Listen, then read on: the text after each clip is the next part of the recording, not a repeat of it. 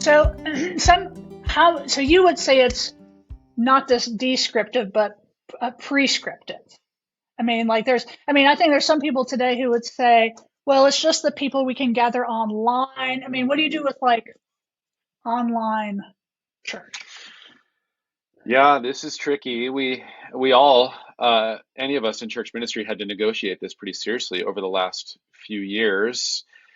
Um, and I'll just speak out of my own my own experience. Basically, where we landed is we started meeting again, of course, as COVID started to recede, and we still do have sort of an online streaming option. Um, I'm not sure I'm happy with that, and I'm not trying to project onto any other pastor or anything out there. I'm talking about my congregation. Um,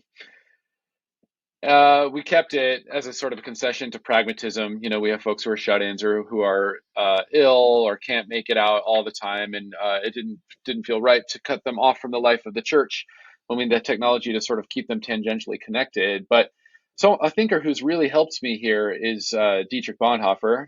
Mhm. Um, I specialize in terms of theological research in what I affectionately call dead Germans. I'm very interested in dead Germans in the 19th and 20th centuries. And Bonhoeffer's got this little book, Life Together, which I'm Mhm. sure many of your listeners will know. Um, and he's that book's not about the church per se, but it is about sort of Christian community. And he's very, very concerned that it is embodied. Um, he's got in mind sort of listening to sermons on the radio, which we see as sort of cute and quaint. He never could have envisioned something like what we're doing now.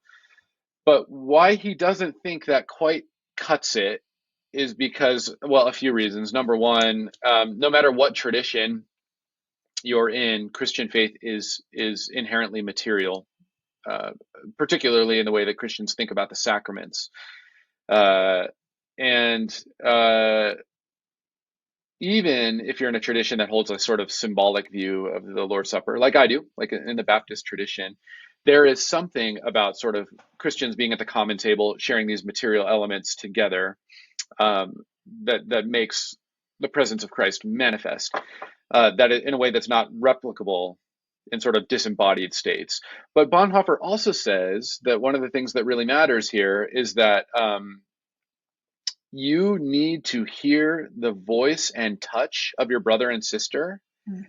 because he thinks this is Jesus Christ being made manifest.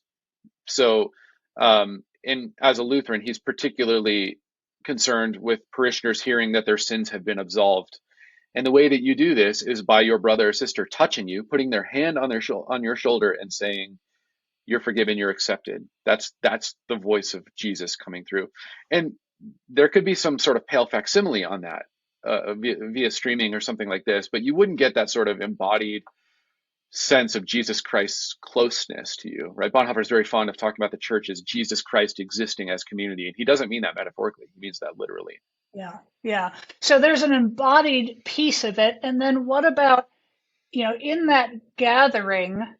And you talked about like gathering. I think you talked about the mission of God and purpose of God. So like, what do you see as a theologian and biblical scholar, like, um, what needs to be part of that gathering or the work when they're not gathered, when they're scattered?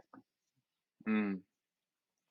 Well, here again, it depends on what tradition you're in, but if you're in a sort of broadly Protestant world, the reformers, Luther and Calvin, and specifically, want to think about the question sort of what constitutes a true church, in ways that are different than the sort of medieval Roman Catholic heritage that they inherited. So, in sort of medieval Catholic, and I think it's fair to say, sort of contemporary Catholic theology, what constitutes the true church is apostolic succession, understood through the literal transmission of the authority of the apostles through the laying on of hands and the ordination of bishops and priests.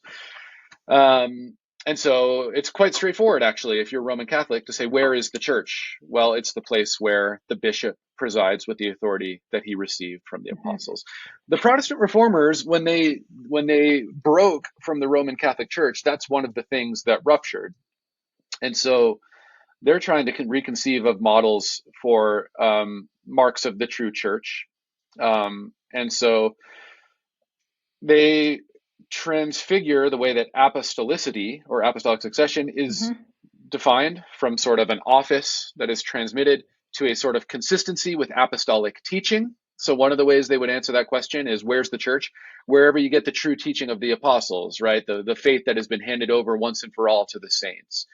And they added wherever the sacraments are rightly administered. So where's the church? Well, for Protestants, it has been proclamation of the word that is consistent with the teaching of the apostles, and then the exercise of the sacraments or ordinances in ways that are consistent with the Protestant heritage. And so they sort of dispensed with that kind of institutionalized vision Hmm. to a sort of more logocentric, word-centric vision. And this is part of the heritage of evangelicalism. And this is one of the things that's so great about evangelicalism is the centrality of the word, but it also can make it difficult to sort of know where the church begins and where it ends, what Hmm. constitutes a church, what is properly the domain of the church, what could be handled by the parachurch. That question's a little bit murkier in Protestantism, and that's for sort of reasons of our genetic makeup from the 16th century. Yeah, that makes sense. So, and you said, I think you said you went to a Christian college. I went to a Christian college. I mean, like, uh, if what makes the church different from, or is it different from, when we gather at chapel at our Christian college, or my Yes. son was at his campus ministry. If it's believers gathered together, Hmm. wh- what?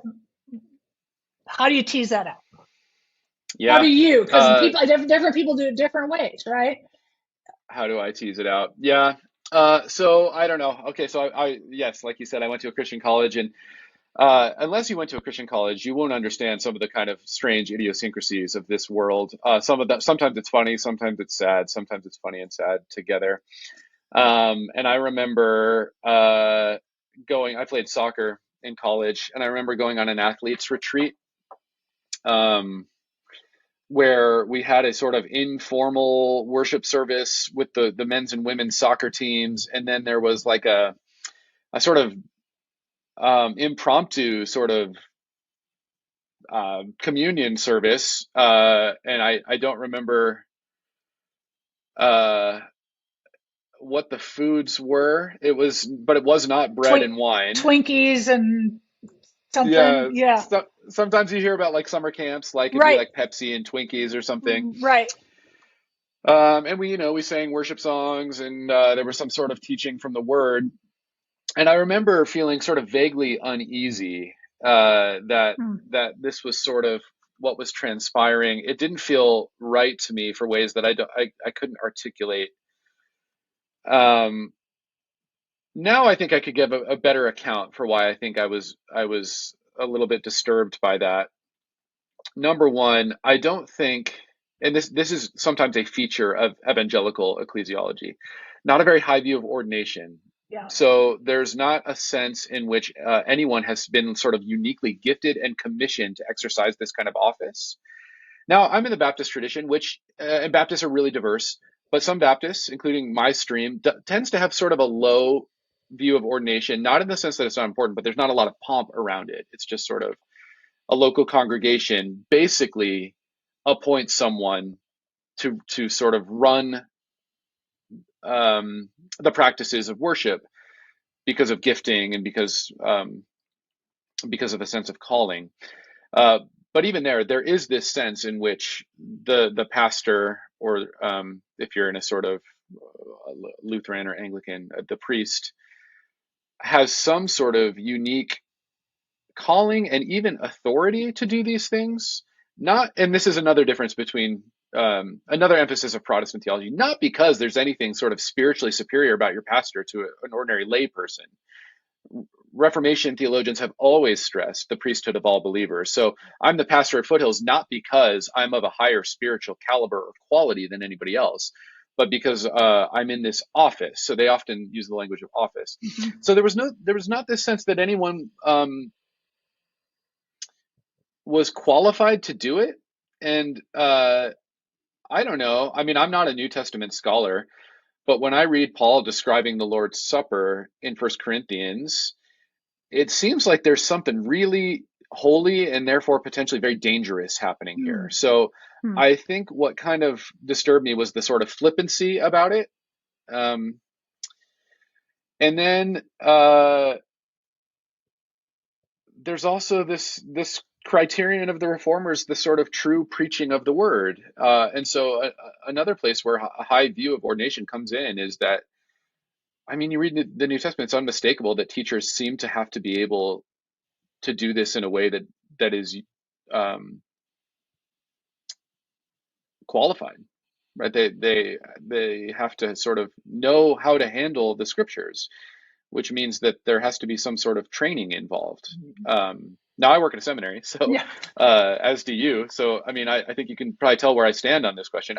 It's not that I think every pastor must go to seminary, um, but I'm not sure for Luther or for Calvin that sort of someone who's not really trained in the scriptures, sort of saying a few words and then passing out Twinkies counts, and actually might be worse than that.